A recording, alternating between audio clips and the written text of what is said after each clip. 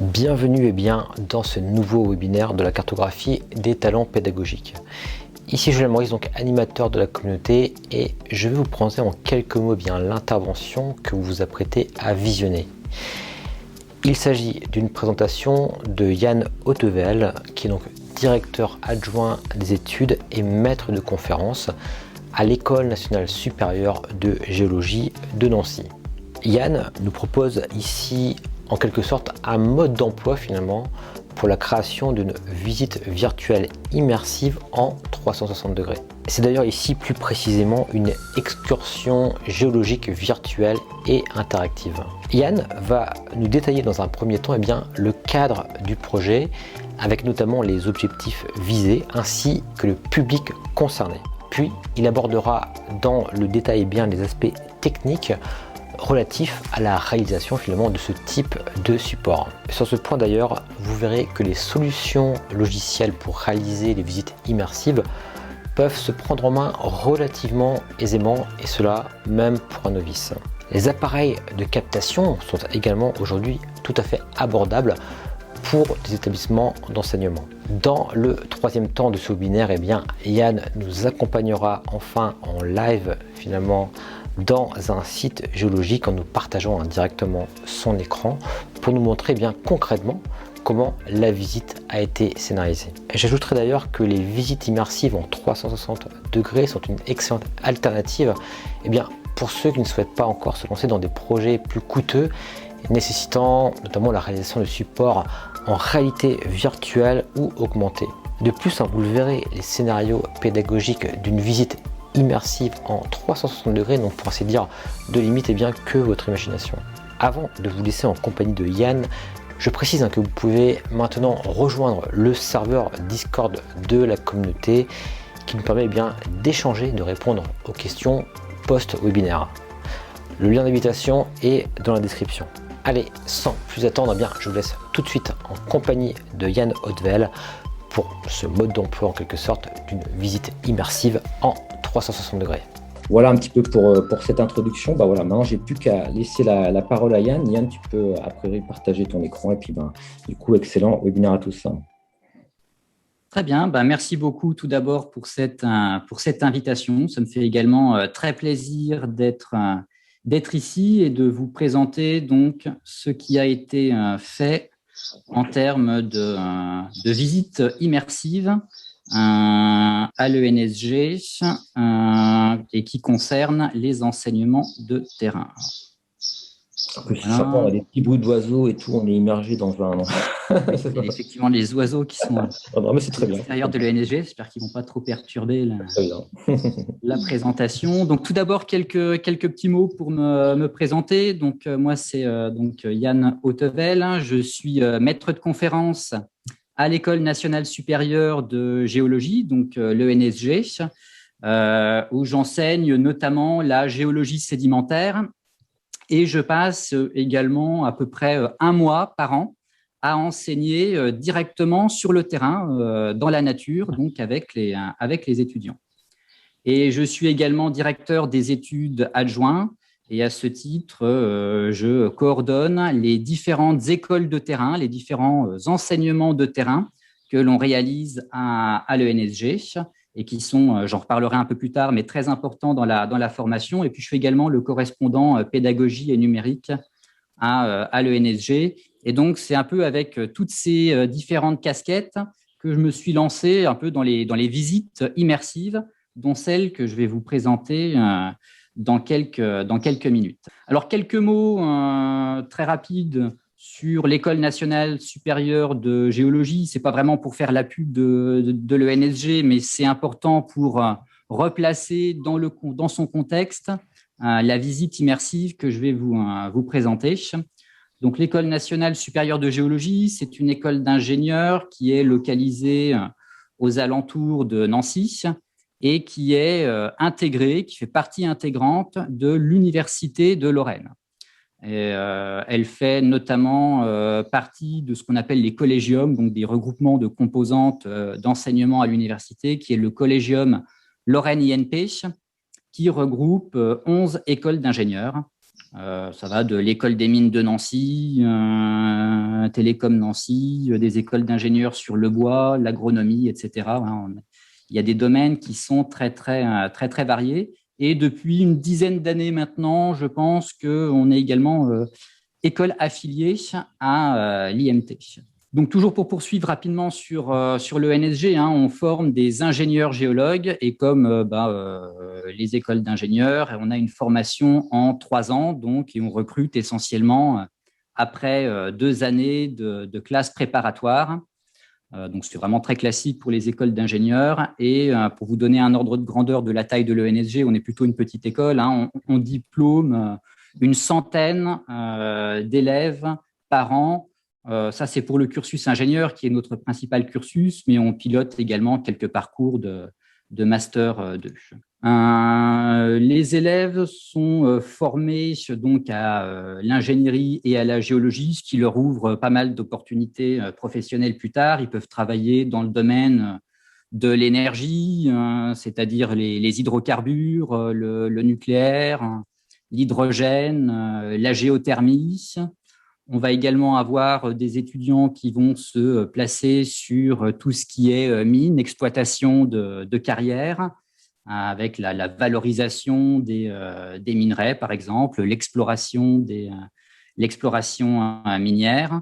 On va également avoir pas mal d'étudiants qui vont se diriger vers la géotechnique. Donc là, on est vraiment à la confluence entre l'ingénierie et la géologie pour la construction de bâtiments, de grands ouvrages d'art. On va avoir également des étudiants qui vont se placer dans tout ce qui est gestion de l'eau et également dans la gestion de l'environnement. Et donc, si je vous parle de tout ça, c'est pour vous montrer que la formation que l'on a à l'École nationale supérieure de géologie, c'est vraiment une formation qui est à la convergence entre l'ingénierie d'une part et la géologie. Donc, on a une formation en ingénierie avec son lot de matières, de sciences un peu dures, de mathématiques, de physique, de mécanique, d'informatique, avec des approches qui sont souvent très calculatoires, très pragmatiques. On a également de la gestion de projet. Enfin voilà, une formation très classique en ingénierie. Et à côté de ça, on a beaucoup d'enseignements également en géologie, avec une approche qui est au final très différente de celle que l'on a dans les matières qui sont liées à l'ingénierie, une approche scientifique qui est beaucoup plus naturaliste, donc qui s'attache à l'observation d'objets naturels, donc notamment qui se font directement sur le terrain. Et c'est également des approches donc, qui s'intéressent à des objets naturels qui sont particulièrement complexes, avec tout le lot de subjectivité qui va avec une approche scientifique naturaliste. Et c'est vraiment cette convergence entre l'ingénierie et la géologie, c'est vraiment la raison d'être de la formation que l'on fait à l'ENSG. Et en fait, cette double casquette, c'est vraiment la plus-value, la spécificité qui est donnée à nos ingénieurs géologues.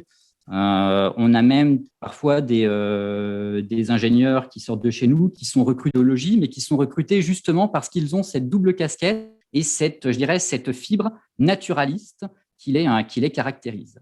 Alors, si je vous parle de cette fibre naturaliste qui est importante dans notre formation, c'est parce que c'est en lien quand même avec ce que je vais vous présenter un peu plus tard. Et cette fibre naturaliste, elle est notamment enseignée dans ce qu'on appelle des écoles de terrain, c'est-à-dire des enseignements qui se font dans la nature, directement sur le terrain. Et donc, à l'ENSG, on pilote 16 écoles de terrain en première et en deuxième année, ce qui représente au minimum 7 semaines. Alors, c'est à la fois beaucoup et pas beaucoup, 7 semaines. Et c'est vraiment des enseignements qui sont très, très spécifiques, où on apprend aux étudiants à observer, à décrire, à mesurer, interpréter des objets naturels dans leur contexte, directement dans la nature. On leur apprend également à manier différentes échelles spatiale, ça va de l'échelle du cristal à l'échelle des grands paysages, différentes échelles de temps, ça va de la seconde à la centaine de millions d'années en géologie, et ça leur permet d'étudier vraiment des objets naturels qui sont complexes et puis particulièrement partiellement accessibles sur le terrain, ce qui est vraiment une spécificité vraiment des enseignements qui sont très particuliers et fondamentalement différents des enseignements que l'on peut faire traditionnellement en salle. Alors, bien évidemment, il y a aussi quelques soucis, même si le mot est un peu fort, qui sont liés à ces écoles de terrain. C'est que ce sont des enseignements qui sont relativement lourds à organiser. On fait quand même déplacer des promos de 100 étudiants sur le terrain et puis on ne fait pas de la géologie à proximité de Nancy. On fait beaucoup de géologie plutôt dans le sud de la France pour diverses raisons pédagogiques. Donc, ce sont des enseignements qui sont sujets à divers aléas, les aléas météo, d'accessibilité des affleurements, des aléas qui sont liés aux étudiants qui peuvent être malades avant de partir sur le terrain, blessés, parfois handicapés. Et puis, il n'y a pas que les étudiants qui sont concernés, il y a également les enseignants. Autre aléa important, bien évidemment, la pandémie. Ça aurait pu faire sourire il y a encore 3 ans, mais ce sont des enseignements qui ont particulièrement, plus que les autres, impacté par l'actualité sanitaire. Et puis, à côté de ça, toujours sur ces enseignements de terrain, on a de plus en plus la démocratisation de nouveaux outils numériques et informatiques, que Julien en parlait en introduction juste avant, et qui se démocratisent de plus en plus pour l'enseignement et notamment pour les enseignements de terrain en géologie. On a maintenant des caméras, par exemple, de réalité virtuelle qui permettent de prendre des photos à 360 degrés qui sont de plus en plus accessibles. On peut faire de plus en plus de captations par drone, par exemple. Faut savoir que sur le dernier iPhone et le dernier iPad Pro, on a un LiDAR qui est intégré, qui est optionnel, mais d'appareil qui est très mobile. Donc, un LiDAR, ça permet d'avoir des images en 3 dimensions, ce qui est très important en géologie. Donc, voilà, on a vraiment cette démocratisation d'outils, de tout un tas d'outils numériques, informatiques, qui deviennent de plus en plus accessibles et qui nous permettent de travailler, d'avancer, d'explorer de nouvelles possibilités pédagogiques, notamment sur nos enseignements de terrain. Et donc, tout ça nous a amené à des réflexions à l'ENSG, et pas qu'à l'ENSG d'ailleurs, dans beaucoup d'autres formations en géologie en France et par le monde, sur la conception d'écoles de terrain virtuelles en quelque sorte, et dont le principe consisterait à virtualiser les enseignements que l'on fait réellement sur le terrain. Donc, ça consisterait à mimer, en quelque sorte, le plus précisément possible les enseignements qui sont réellement effectués en présentiel avec les étudiants.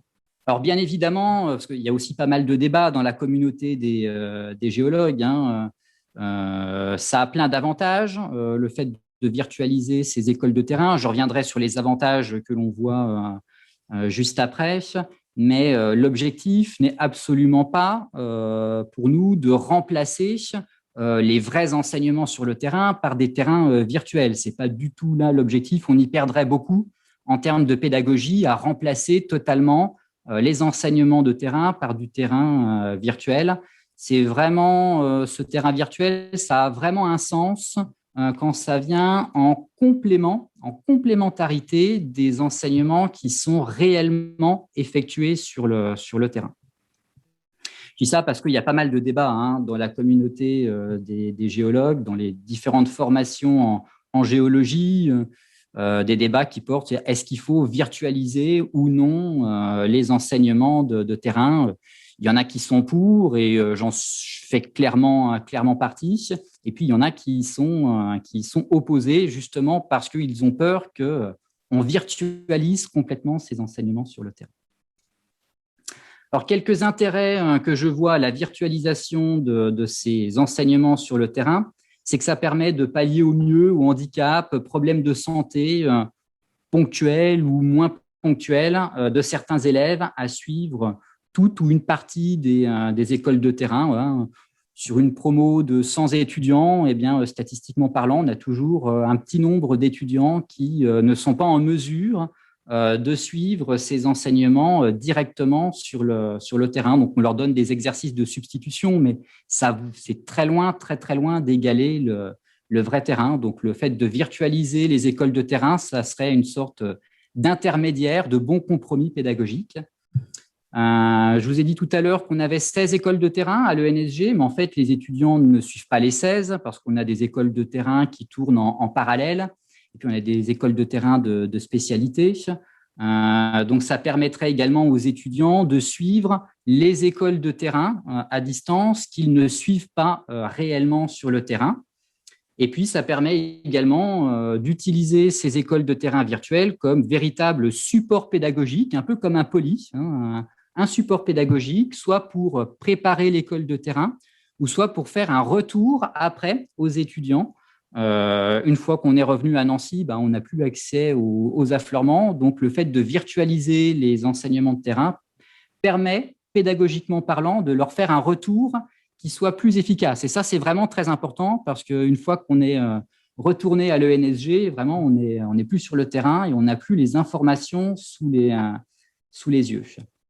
Un autre avantage de la virtualisation de ces écoles de terrain, c'est de mieux expliquer ce qu'on fait sur les écoles de terrain, la pertinence en termes de pédagogie, à quoi ça sert, parce qu'on a toujours des collègues, des futurs élèves qui se posent ce genre de questions. Donc forcément, on ne peut pas les emmener, on ne peut pas emmener tout le monde sur le terrain pour leur montrer. Donc le fait de virtualiser les écoles de terrain, ça peut être bien en termes de communication. Et toujours sur la communication, ça pourrait également permettre d'exporter nos enseignements de terrain sous la forme de MOOC, de e-learning, ce qui permettrait pour nous également d'augmenter la visibilité de l'ENSG. Alors voilà, après, on peut trouver tout un tas d'autres intérêts alternatifs, supplémentaires à ces écoles de terrain virtuel. Alors, c'est ça qui nous a amené donc à créer un prototype d'école de terrain virtuelle sous la forme d'une excursion géologique virtuelle et qui est également interactive et qui a été créée à partir d'une véritable excursion que l'on fait vraiment sur le terrain, qui est assez basique, classique en termes de géologie. En fait, les étudiants qui arrivent en première année, quasi dès le début de l'année, on les emmène une semaine sur le terrain pour leur faire de l'initiation à la géologie. On a une école de terrain en Provence que je pilote et j'ai utilisé l'une de ces journées pour tester la virtualisation de nos écoles de terrain. Donc, pour l'instant, on n'en est vraiment qu'au stade du prototypage. Donc, cette excursion géologique virtuelle et interactive, elle est disponible. Là, je vous ai mis le lien web auquel vous pouvez avoir accès. Pour parler brièvement de la manière dont ça a été conçu, mais je reviendrai un peu plus en détail par la suite, c'est tout simplement l'agencement donc de photosphères, donc d'images à 360 degrés qui sont agencées pour former une visite virtuelle et interactive. Donc, c'est des photosphères qui ont été directement capturées sur le terrain. Donc, puisqu'on en est pour l'instant qu'au stade du prototypage, là, vous avez un exemple de photosphère où on voit pas mal d'étudiants sur les photos. L'idéal, c'est d'aller là-bas tout seul pour faire les captations. Mais voilà, là, ça a été fait avec les étudiants. C'est vraiment capté directement sur le terrain. Et tout ça, ça a été mis en musique avec un logiciel de conception de visite virtuelle qui permet d'agencer ces différentes photosphères et, je vous montrerai ça par la suite, d'y ajouter divers documents pédagogiques. Alors, l'un des éléments clés, de mon point de vue, pour la conception de ces écoles de terrain virtuel, c'est vraiment la scénarisation. C'est vraiment un grand point clé, de mon point de vue. En fait, quand on regarde ce qui est disponible sur les différents sites des universités qui enseignent la géologie dans le monde, on trouve pas mal de matériel, de photosphères, par exemple, ou alors d'affleurements en 3 dimensions qui sont mis sur des plateformes du genre Sketchfab, ou d'échantillons en 3 dimensions qui ont été pris avec des scanners 3D ou par photogrammétrie.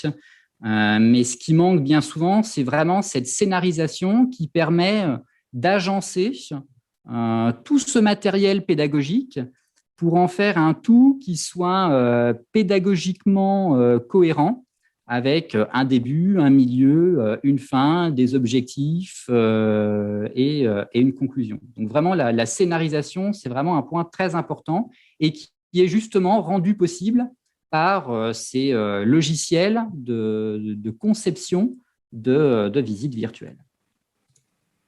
Alors, comme je le disais, pour l'instant, on n'en est vraiment qu'au stade du prototypage. C'est-à-dire que je ne pourrais pas vous parler des retours pédagogiques que l'on aurait pu avoir via une utilisation de ce terrain virtuel en cours, puisque pour l'instant, on l'a très peu diffusé. On l'a un peu diffusé, mais pas plus que ça. On est vraiment au stade du prototypage, parce qu'on est vraiment sur des activités qui sont très exploratoires. En fait, il existe très peu de contenu de ce genre-là scénarisé qui est disponible.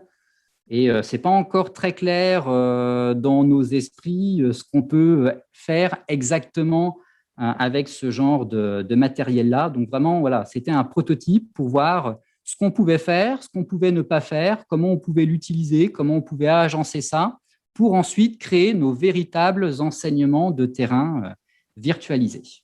Quelques mots peut-être sur le matériel qui a été utilisé pour faire cette excursion géologique virtuelle et interactive. Donc, on a besoin d'une caméra qui permette de prendre des photosphères 360. Alors, il existe également des logiciels qui permettent de faire des photosphères à partir de photos plus conventionnelles.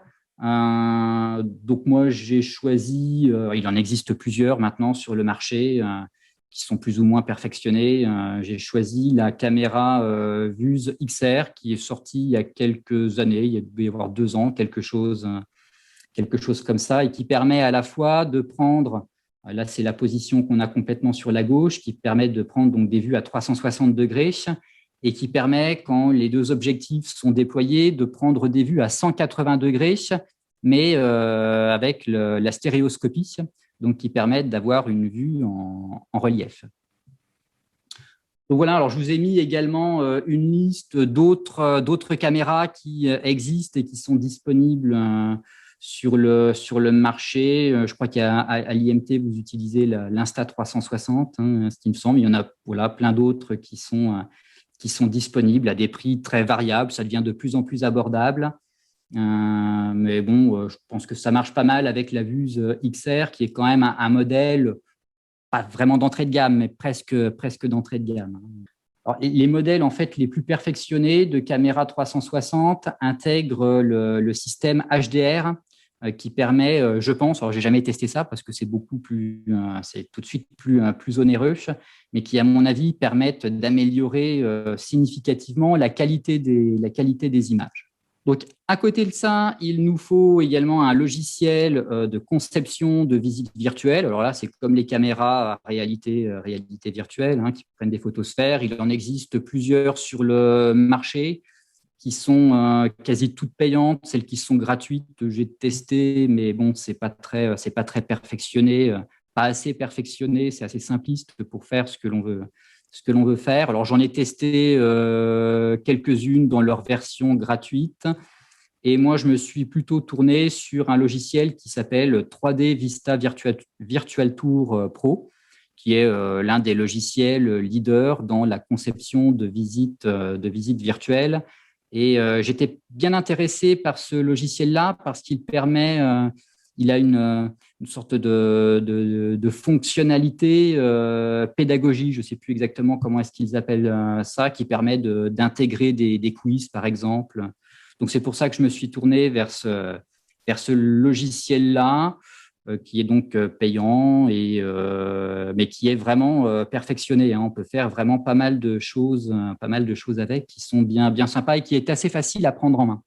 Je crois que c'est dans l'un des précédents webinaires où il était également question de réalité virtuelle, où l'expression PowerPoint de la réalité virtuelle avait été utilisée. Et voilà, comme on peut le voir là sur la capture d'écran en bas, c'est un peu ça le principe. On importe nos photosphères, le matériel pédagogique additionnel, et puis après, on agence tout ça avec le logiciel, on le met en musique. Ça nécessite un peu de prise en main, mais voilà, c'est assez facile.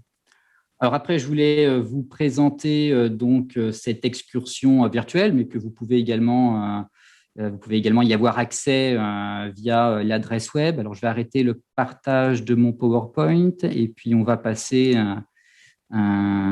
sur l'excursion. Vous devez voir l'excursion virtuelle. Donc, quelques mots sur cette excursion virtuelle. Donc, comme je l'ai dit, ça correspond à une journée que l'on fait réellement avec nos étudiants, que vous voyez là en premier plan. Ça a été capté en septembre, donc c'est assez nouveau.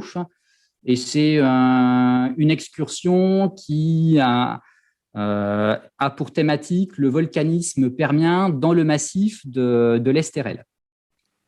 Donc là, vous êtes au cœur du massif de l'Estérel, où on voit le mont Vinaigre, qui est le point culminant de l'Estérel. Et ce que vous voyez ici, c'est donc la page d'accueil de cette excursion virtuelle. Et donc, vous avez plusieurs boutons ici qui sont disponibles. Et voilà, pour parler un peu scénarisation dont je vous parlais tout à l'heure, eh bien, on peut avoir une vidéo introductive. Donc, je peux lancer juste pour vous montrer. C'est une vidéo donc, qui est complètement intégrée à la visite et qui va donner le contexte de l'excursion virtuelle, le contexte géologique, et qui va expliquer clairement à l'apprenant, celui qui suit l'excursion, les objectifs de l'excursion, ce qu'il doit faire concrètement, les observations qu'il doit faire, et vraiment l'objectif très général de cette excursion virtuelle. Et une fois que l'apprenant a pris connaissance donc, de cette petite vidéo introductive, qui explique également donc, le fonctionnement de manière très pragmatique de cette excursion, on peut se lancer et on peut commencer cette excursion virtuelle. Donc, c'est une excursion qui se fait arrêt par arrêt, exactement comme on le fait avec les étudiants sur le terrain. Donc là, vous avez l'arrêt numéro 1. Alors, comme je vous l'ai dit tout à l'heure, c'est un prototype qui permet de voir ce qu'on peut faire et ne pas faire. Donc voilà, l'affleurement, forcément, le géologue, il va plutôt regarder ce qu'il y a là. Les cailloux, donc c'est un peu, vous voyez, c'est dans l'ombre, c'est pas pris à la bonne heure. Voilà, on est vraiment au stade du prototype et pas l'enseignement qui peut être utilisé comme tel avec les étudiants. Donc là, vous avez un exemple de photosphère à l'arrêt numéro 1. Donc, il y a 8 arrêts dans cette excursion virtuelle. Et sur cette photosphère, vous avez plusieurs boutons qui sont donc cliquables. C'est ce qu'on appelle des hotspots dans le jargon du logiciel que j'ai utilisé. Et au niveau de chaque arrêt, par exemple, vous avez cette icône-là qui vous permet d'avoir du son. Et à chaque arrêt, vous avez également des instructions qui sont données et qui disent, regardez l'affleurement, vous avez telle chose et telle chose à observer, qui donnent vraiment des instructions précises sur l'arrêt, exactement comme nous, on le fait sur le terrain quand on est avec les étudiants. Et puis, on peut également avoir accès à des photos plus détaillées d'échantillons de roches. Par exemple, ici, accessible également par des boutons ou à des images de lames minces de roches. Ça, c'est particulièrement important parce que ça, on n'y a pas accès quand on est directement sur le terrain ou des photos de zoom de lames minces de roches qui peuvent être utilisées pour acquérir diverses informations géologiques sur l'affleurement rocheux que les étudiants sont en train d'étudier. Et j'ai également mis quelques boutons jaunes, en fait, qui présentent le même matériel pédagogique que les boutons blancs, mais avec des annotations supplémentaires. Voilà, on a des aides qui permettent de donner des informations aux étudiants s'ils sont un peu coincés. À côté de ça, vous avez également des boutons de navigation qui vous permettent de passer d'un arrêt à un autre et qui vous permettent de vous déplacer dans les photosphères un peu exactement comme le Google Street View que tout le monde connaît. Donc, c'est très ergonomique, c'est assez facile, c'est plutôt fluide. Et voilà, alors, parfois, pour des arrêts, on a plusieurs photosphères successives. Là, pour l'arrêt numéro 1, on a 2 photosphères. Donc, la première qui est là. Et puis, pour avoir accédé à la deuxième, c'est comme sur le Google Street View. Hop, on clique ici et voilà, on a la deuxième vue qui est prise quelques mètres plus loin, là aussi avec des icônes qui sont cliquables et qui donnent du matériel supplémentaire. Et à la fin de chaque arrêt, vous avez ce petit bouton-là qui clignote et qui vous permet d'ouvrir là aussi une petite vidéo qui donne des informations et qui résume les observations qui ont été faites, qui auraient dû être faites sur l'affleurement. Également, vous avez une petite carte ici qui est en haut à droite, qui est zoomable. On peut zoomer dessus et qui permet de voir l'itinéraire que l'on est en train de suivre. Donc, vous avez l'itinéraire ici qui est marqué en pointillés rouge et blanc. Et puis, vous avez les différents arrêts qui sont positionnés. Et puis, vous pouvez cliquer dessus et ça vous envoie directement à l'arrêt concerné. On peut aller voir ce qui se passe ici. Et puis, vous voyez, vous avez également un système de radar. Ça, c'est important quand on fait de la géologie sur le terrain, qui permet à celui qui suit l'excursion virtuelle de se positionner et de voir dans quelle direction il regarde. Donc ça aussi, c'est une fonctionnalité du logiciel que j'utilise. C'est assez facile à mettre en place. Après, je ne sais pas si ce genre de fonctionnalité-là existe avec d'autres logiciels de conception de visite virtuelle. Mais en tout cas, pour nous, c'est vraiment une fonctionnalité qui est très, très appréciable. Et puis là, vous avez également un menu déroulant qui permettent d'afficher plusieurs types de cartes, des cartes topographiques détaillées ou plutôt simplifiées. Vous avez également la vue aérienne, c'est très important quand on fait de la géologie. Non seulement on a les vues avec les photosphères, mais on a la vue aérienne qui permet d'apporter pas mal d'informations également pour le géologue. Et puis, on a également accès à un extrait de la carte géologique qui est également très important pour le géologue. Et puis, pour terminer sur la scénarisation, c'est ici. Donc là, on est au dernier arrêt. Je vais aller jusqu'au dernier arrêt. Voilà, à la fin, donc au niveau du dernier arrêt, on peut visualiser la vidéo finale qui fait la synthèse de toute l'excursion virtuelle, voilà, et qui fait la synthèse sous la forme d'une coupe synthétique, exactement comme on le fait sur le terrain avec les étudiants, et qui replace arrêt par arrêt les différentes observations qui ont été faites et qui permettent de reconstituer la géologie, l'histoire géologique du Mont Vinaigre, sur lequel est donc centrée cette excursion virtuelle. Donc, tout ça pour dire que également, cette excursion géologique virtuelle est accessible en mode réalité virtuelle. Donc, vous avez un petit bouton qui, normalement, est accessible uniquement si vous faites l'excursion avec un casque VR de type Oculus.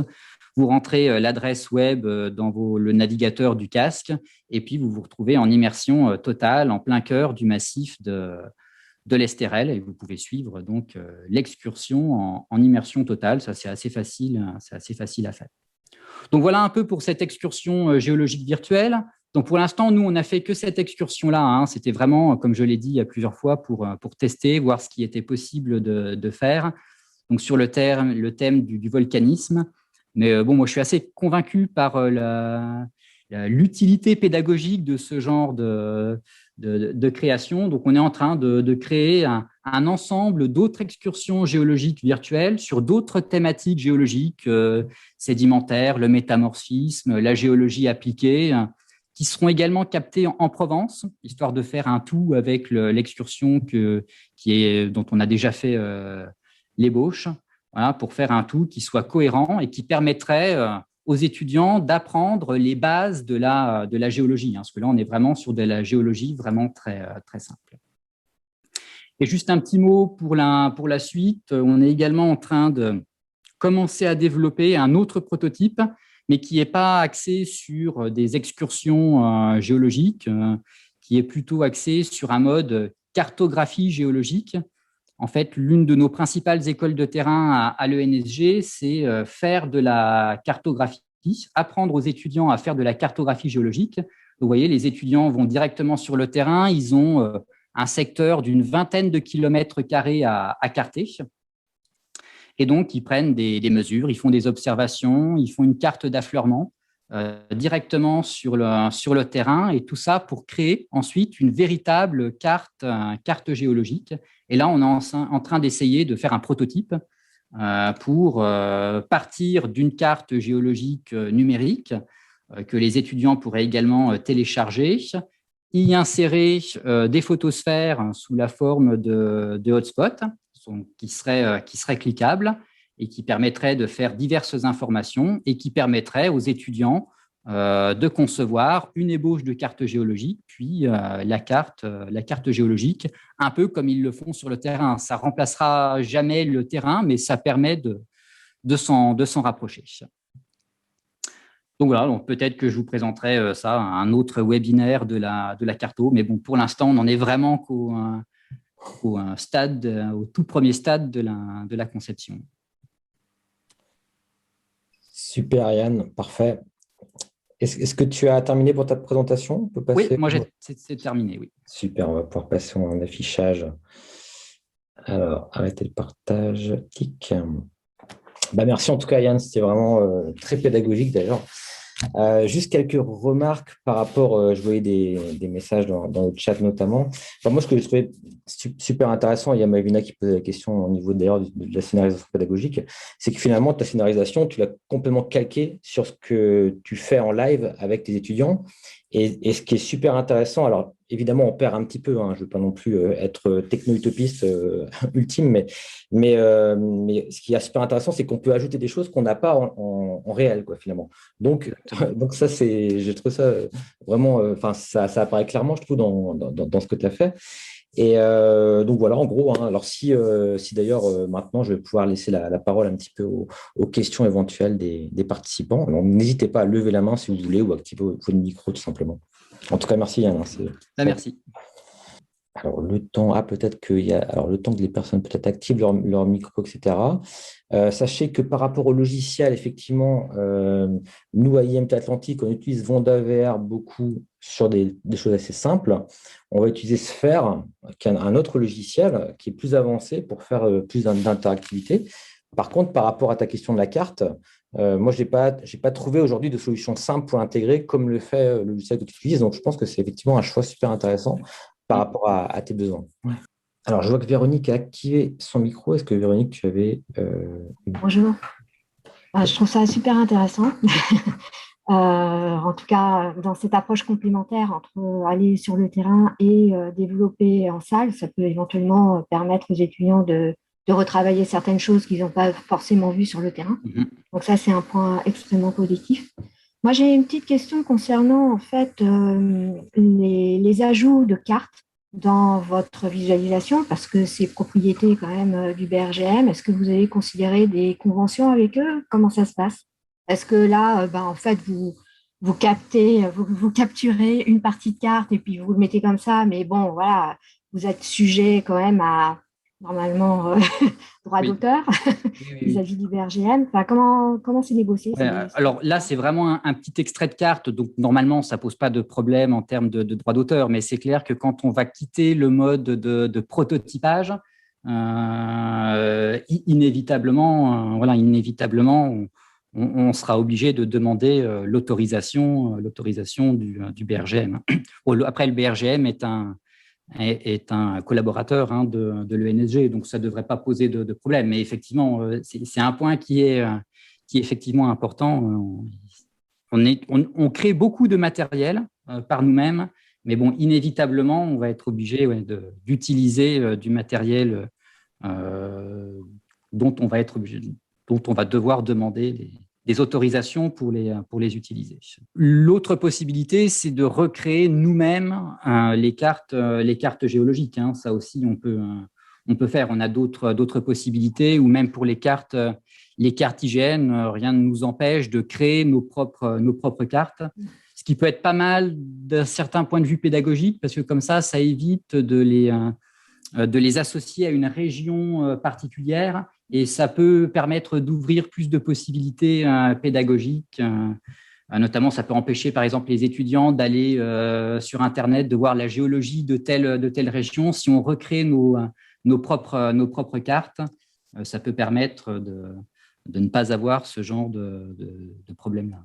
Parfait. Alors, j'avais plusieurs questions dans le chat, notamment par rapport à l'export. Alors, alors peut-être que Claire, tu veux poser ta question. Oui, bonjour. Bonjour. Effectivement, j'avais vu que vous avez exporté, je pense, du coup, votre création sur le site de Lorraine, et je me demandais quelles étaient les possibilités d'export sur Virtual Tour Pro. Alors, il y a plusieurs possibilités sur Virtual Tour Pro. Il y en a au moins deux. Il y a l'export en tant que site web qui est direct. Donc, on exporte un fichier, un dossier qui contient tous les éléments nécessaires à la mise en ligne. Je sais que Virtual Tour Pro a également sa propre plateforme, mais qui est payante. Qui est aussi utilisable. Là, c'est très facile, il suffit de se créer un compte et de cliquer sur un bouton. Et puis, c'est publié directement en ligne avec les mises à jour qui sont de manière automatique. Et puis, il y a également la possibilité d'exporter sous la forme d'un gros dossier avec une application embarquée et qui permet donc d'avoir offline l'excursion virtuelle. Voilà, c'est les trois grandes possibilités d'export que l'on a. Donc, à la fois des solutions online et offline. Et en complément de la question de Claire, est-ce que tu peux faire un export en SCORM, par exemple, pour pouvoir, on va dire, l'intégrer dans Moodle, par exemple, et avoir des résultats de quiz, des choses comme ça? Tout à fait. C'est ce dont je voulais parler quand je disais qu'ils avaient des possibilités d'adaptation pédagogique, d'intégration pédagogique. Alors, je n'ai pas du tout testé ça, mais je n'ai pas du tout testé, mais c'est également dans les possibilités. C'est un bouton à cliquer quand on fait l'export. Et donc, c'est tout à fait possible. Alors, il y avait une autre question de Claire Gaillard. Alors, je ne sais pas si Claire, tu peux prendre la parole ou je peux la lire, sinon, si jamais, sauf si tu veux activer ton micro. Donc, je vais la lire. Peut-être que Claire ne peut pas prendre la parole maintenant. Quel a été le temps de développement de ce prototype et combien de personnes impliquées dans le développement, Yann? Alors, j'ai fait ça tout seul. Comme le logiciel fait tout, en fait, il suffit d'aller sur le terrain. Alors, j'ai fait ça sur Internet pour faire les captations. Et puis, le logiciel est relativement facile à prendre en main. Le temps, c'est plusieurs heures de travail, mais c'est pas si énorme que ça. En fait, ce qui m'a pris le plus de temps pour concevoir cette visite virtuelle, ça a été de tourner les vidéos. Mais une fois qu'on a tout le matériel pédagogique, la mise en musique de ce matériel pédagogique, une fois que l'on maîtrise le logiciel, c'est vraiment très, très rapide. Si j'avais à refaire cette excursion virtuelle avec un autre logiciel que je maîtrise, je pense qu'en 2 heures, je ferai la visite virtuelle. Une fois qu'on a les photosphères, une fois qu'on a les vidéos, une fois qu'on a le matériel additionnel que l'on veut placer sur les photosphères, c'est vraiment très, très rapide.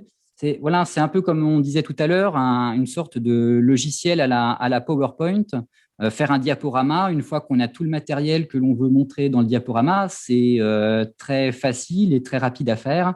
Le plus long, c'est vraiment de concevoir le matériel pédagogique. Donc, ça dépend plus de la longueur du temps de préparation du matériel pédagogique.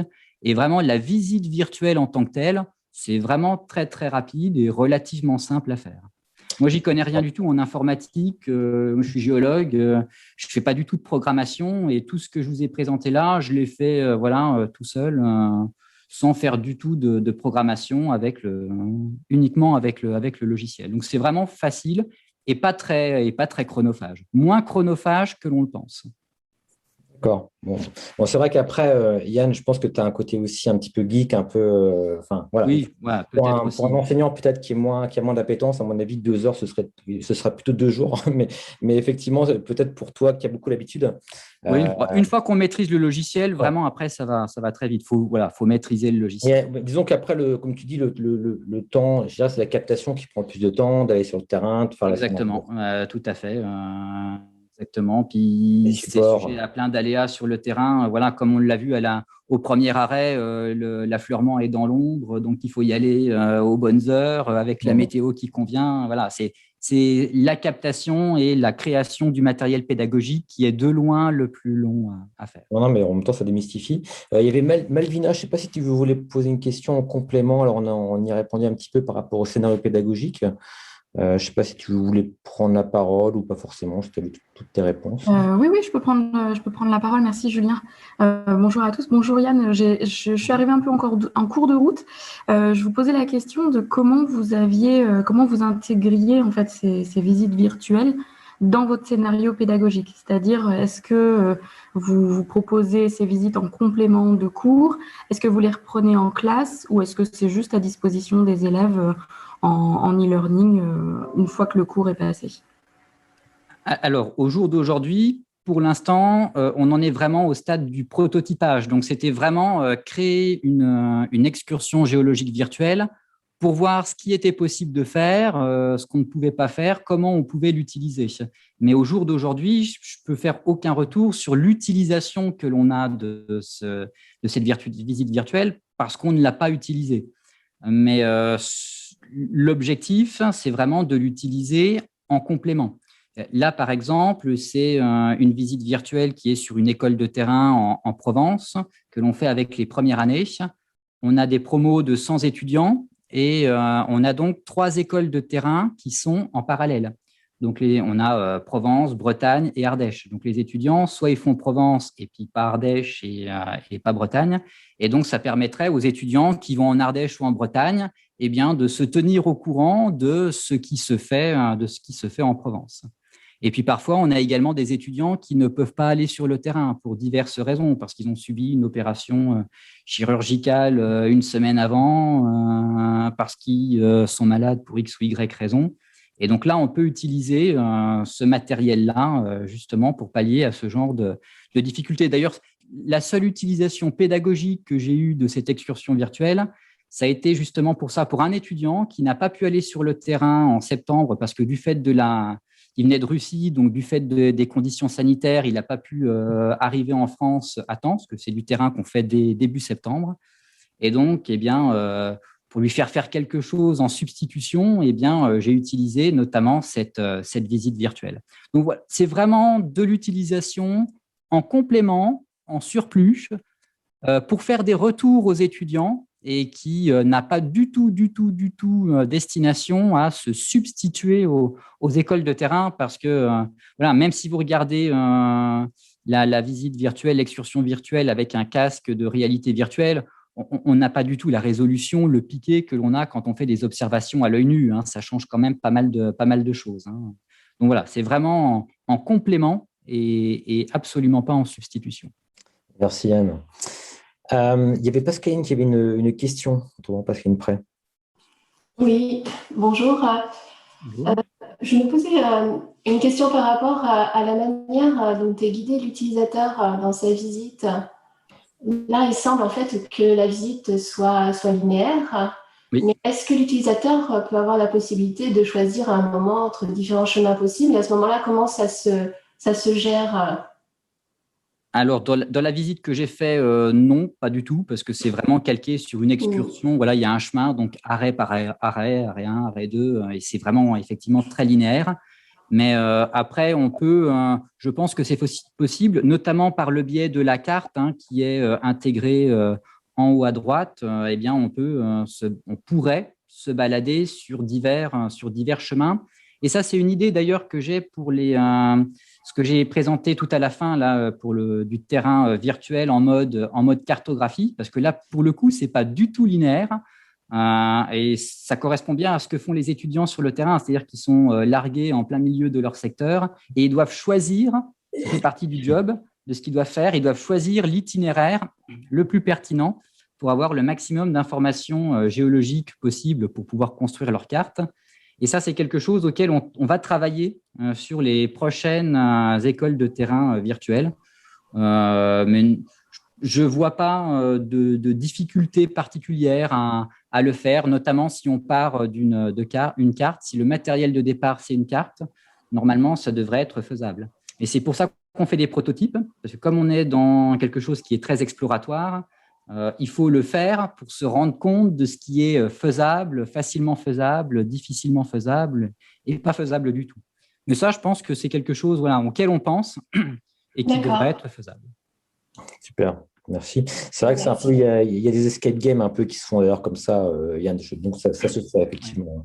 Alors je vais prendre une toute dernière question pour respecter le deal de finir à 11h, mais alors pour les personnes qui sont frustrées, ne vous inquiétez pas, on pourra rester un petit peu échanger ensemble pendant l'after show à 11h. Donc Stéphane, si tu avais une question. Oui, alors déjà, merci pour la présentation, je trouvais ça super intéressant. Moi, c'est des trucs que j'essaie de développer aussi côté Nantes, au Labo de Planéto, depuis quelques temps. Nous, on est parti plutôt sur une approche où on recrée, avec la photogrammétrie, on recrée un terrain en 3D et éventuellement, on peut rajouter des panoramas 360. Donc là, c'est une approche qui est différente. On part des panoramas 360 et d'où ma question. Est-ce que dans votre système, on peut éventuellement rajouter des modèles 3D photogrammétriques, par exemple un bout d'affleurement ou un caillou qu'on aurait scanné avec, par exemple, les nouveaux iPads qui permettent de faire les modèles assez facilement. Et alors, je pense que c'est faisable. Alors, au moins par le biais de bidouilles, si on met justement ce matériel acquis par photogrammétrie ou avec des scanners 3D sur Sketchfab, on peut intégrer des liens Internet. Donc, on peut faire un lien au minimum, ça peut fonctionner comme ça, avec un lien Internet qui renvoie directement sur l'une des plateformes qui permet de mettre à disposition ce genre de matériel 3D. Mais est-ce qu'on peut directement l'implémenter directement dans la visite virtuelle? J'aurais tendance à dire qu'a priori, non. En tout cas, pas pour l'instant. C'est des logiciels qui évoluent très vite. Il y a des mises à jour. À chaque fois que j'ouvre le logiciel, il me fait des mises à jour. Donc, c'est possible que très prochainement, ce soit possible. Mais a priori, actuellement, je n'ai pas plus testé cette possibilité-là. Mais a priori, non de manière directe, mais à minima, via un lien. Ça, c'est tout à fait possible. Merci beaucoup, Yann. Merci pour ta question, Stéphane. Merci à tous du coup pour votre participation. Vraiment, c'était passionnant, Yann. Merci encore pour tout ça. Juste en complément, sachez que, alors pour les écoles affiliées IMT et pour les écoles IMT, il y a un webinaire qui va être organisé. Donc, c'est la semaine prochaine, si je dis pas de bêtises, ce sera le 24 juin à 14h. Sur justement 2 solutions, VondaVR et Sphere. Enfin, on va présenter un petit peu le concept de réalité, pas virtuelle pour le coup, mais immersive en 360. Donc voilà, donc n'hésitez pas pour les personnes qui peuvent participer. Sinon, au-delà de ça, j'ai enfin eu l'autorisation, entre guillemets, de créer un Discord pour la cartographie des talents. Donc, ce que je vais faire, c'est que je vais créer un Discord pour ceux que ça intéresse sur un fil de discussion sur éventuellement cette thématique-là. Hein, voilà. Ce serait éventuellement intéressant de pouvoir échanger par la suite. Donc, je vous mettrai tous ces liens-là, parce que je vous enverrai un mail à toutes les personnes qui ont participé. Donc, ne vous inquiétez pas, il y aura toutes les infos. Et puis, voilà, d'ici là, je vous souhaite une excellente journée, un excellent week-end. Et pour ceux qui veulent, moi, je vais me prendre un petit café tranquillou. Et puis, on peut rester tranquillement, échanger si vous souhaitez. Voilà, merci à tous. Merci.